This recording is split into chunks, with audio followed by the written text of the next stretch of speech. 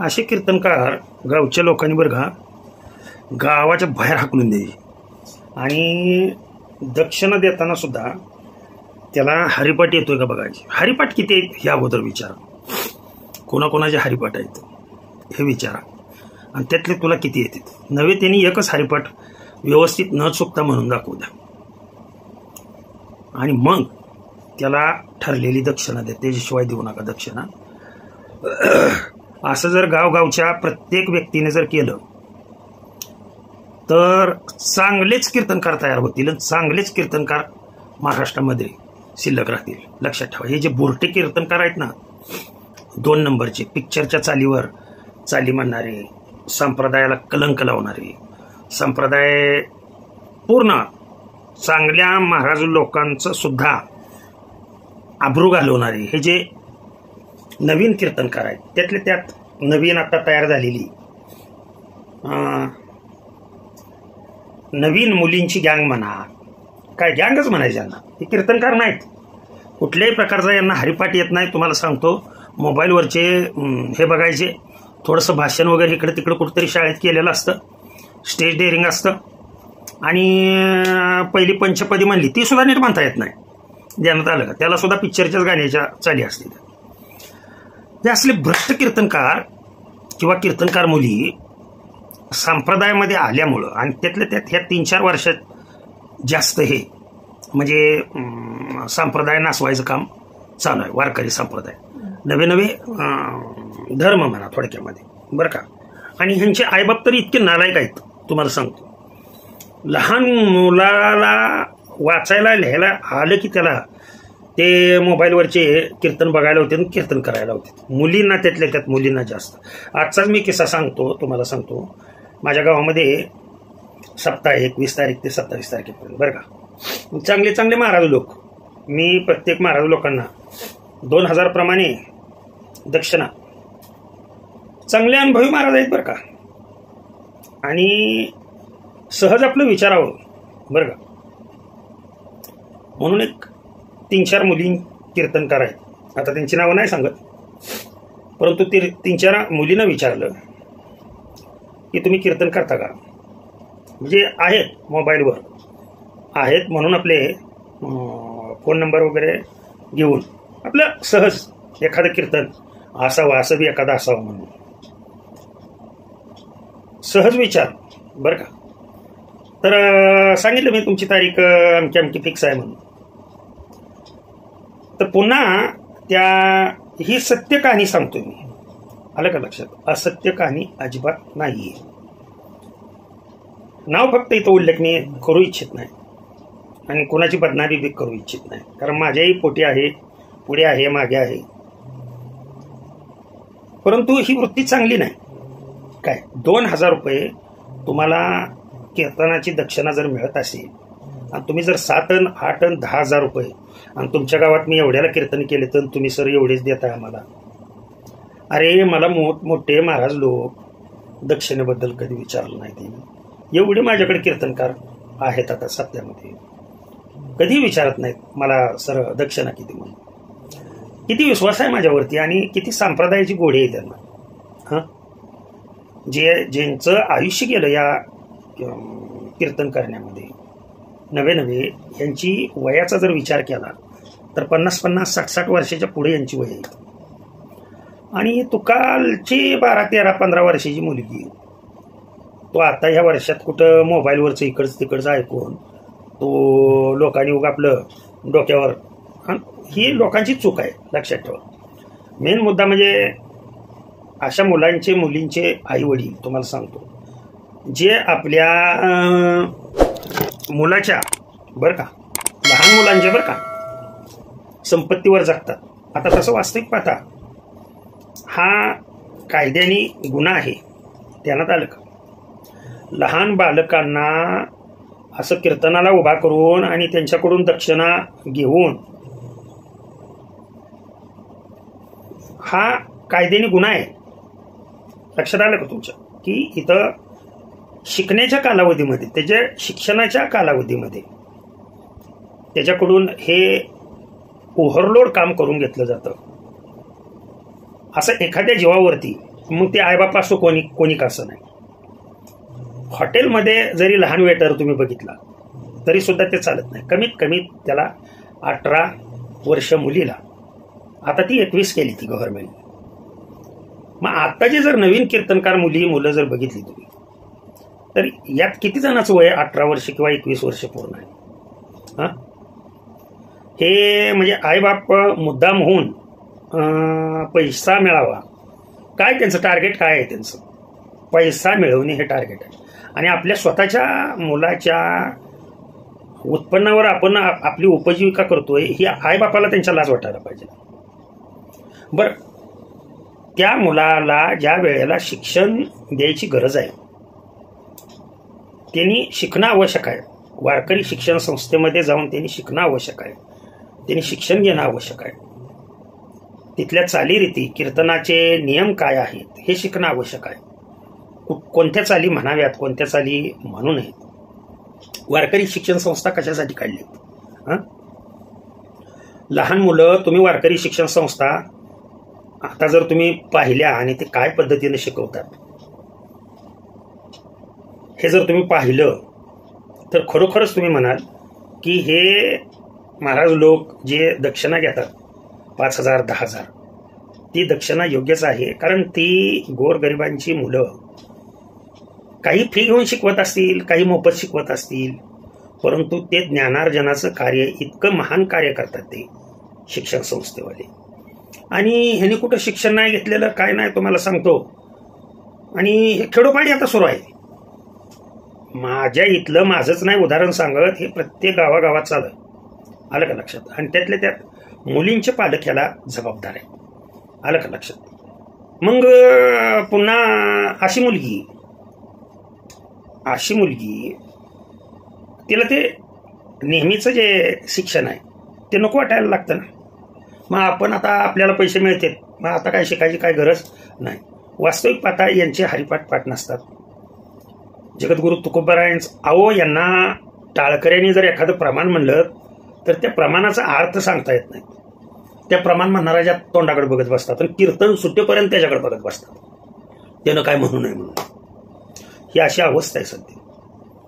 आत्मविश्वासाने हे नवीन कीर्तनकार कोणतेही अनुभवाशिवाय हे कीर्तन करणारे, त्यांना कुठल्याही प्रकारचा काडी मात्र अनुभव नाही. हे नुसते आईबापाच्या जीवावरती तळातातल्या फोडाला जसं जपतात ना तशा पद्धतीनं जपून हे तयार झालेले कीर्तनकार आहेत ना. यांना सुख म्हणजे काय, दुःख म्हणजे काय, आनंद म्हणजे काय याच्यामधला फरक अजिबात नाही. वारकरी कशासाठी प्रयत्न करतो? सुखासाठी प्रयत्न करतो का आनंदासाठी प्रयत्न करतो? सर्व लोकांचे प्रयत्न कशासाठी?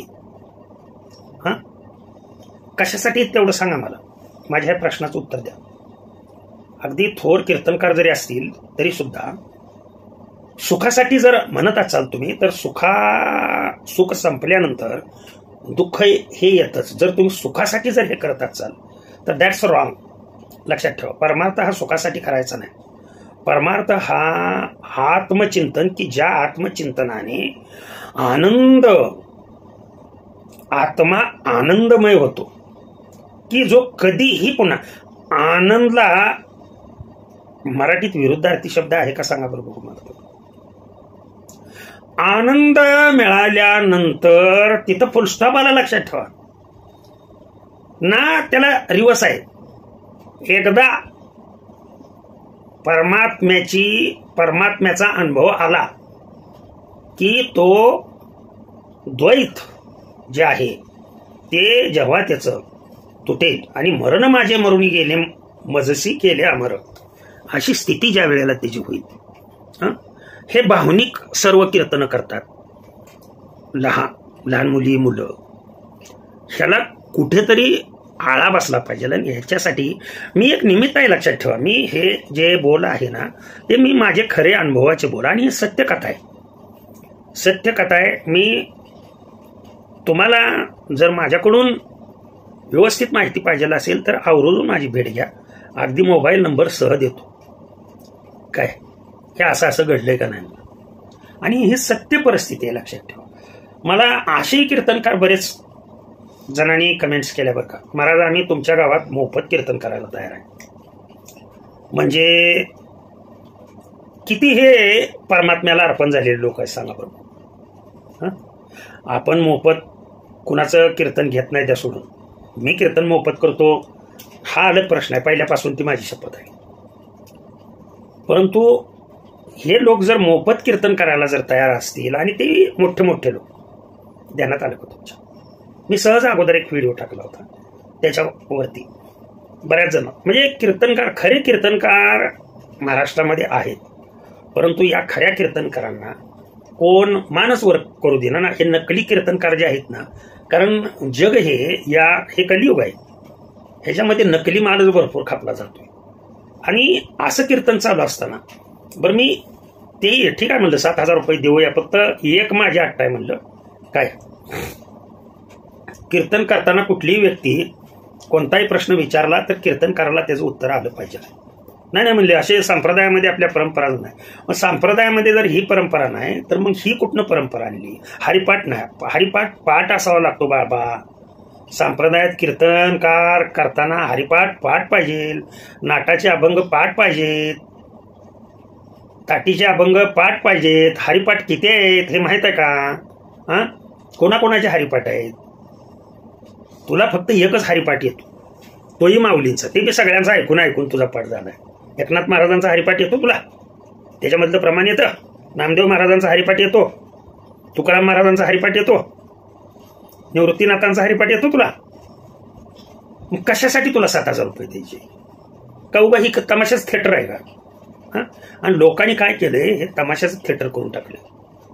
मी जरा स्पष्टच बोलतो, खरे कीर्तनकार जे वारकरी शिक्षण संस्थेमधून तयार होणारे कीर्तनकार आहेत, हे कीर्तनकार यापासून या अशा कीर्तनकारामुळं बदनाम होऊ लागले. म्हणजे खरा माल बाजूलाच राहतोय ना, हा खोटा माल बाजारामध्ये हा चालून जातोय. आणि ते बिचारे तिथे बोल पाठ करून, तुम्हाला सांगतो ताल पाठ करून. मी एकेकाची शिकवण्याची पद्धत बघतो बरं का. ते आमचे राजाराणी शिक्षण संस्था बरं का, तिथला एक सहज माझा व्हिडिओ बघण्यात आला की साठे महाराजांचा. तर त्यांनी त्यांचं शिक्षण पाहतो, म्हणजे त्यांचं हे उदाहरण म्हणून सांगतो. असं प्रत्येक वारकरी शिक्षण संस्थेमध्ये हे अशा पद्धतीनं शिक्षण दिलं जातं मुलांना. मग अशा शिक्षण संस्थेमध्ये जाऊन ज्यांनी शिक्षण घेतलेलं आहे किंवा जे अनुभवी आहेत अगोदरचे, त्यांनी हे पाठांतर आहे का आपलं, आपणाला हे येत आहे का? आपण पैसे तोंड भरून मागतो, परंतु आपल्या कीर्तनकाराला हे येत आहे का? त्यातल्या त्यात आईबापांची हवं असते. ध्यानात आलं का? माझ्या मुलीला माझ्या मुलाला 5,000 10,000 मिळाले पाहिजे. अहो तेवढी त्यांची लायकी आहे का? त्याच्यापेक्षा मोठे मोठे कीर्तनकार जर 1,500 2,000 3,000 मिळत असतील तर तुम्हाला सांगणारे मूर्खच ना. आणि खरोखरच लोक मूर्ख आहेत म्हणून हे असे नवीन कीर्तनकार हे चालतात. ऐकणारे जर व्यवस्थित असतील, आपलं ते कीर्तनात बरं का, कोणाचा अपमान होऊ नये म्हणून, कोणाला बोलायला अधिकार नसतो लक्षात ठेवा, म्हणून हे चालू शकते. जर समोरच्या कीर्तनकारांनी जर एखादा बसलेल्या व्यक्तीने जर एखादा प्रश्न विचारला तर ह्यांना ततन पप पुन्हा पुढची तारीख घेऊ का नको अशी यांची मानसिक अवस्था होईल. आणि असं ज्या वेळेला घडेल त्या वेळेला फक्त महाराष्ट्रामध्ये चांगलेच कीर्तनकार शिल्लक राहतील आणि चांगलेच कीर्तनकार या वारकरी शिक्षण संस्थेमधून तयार होतील.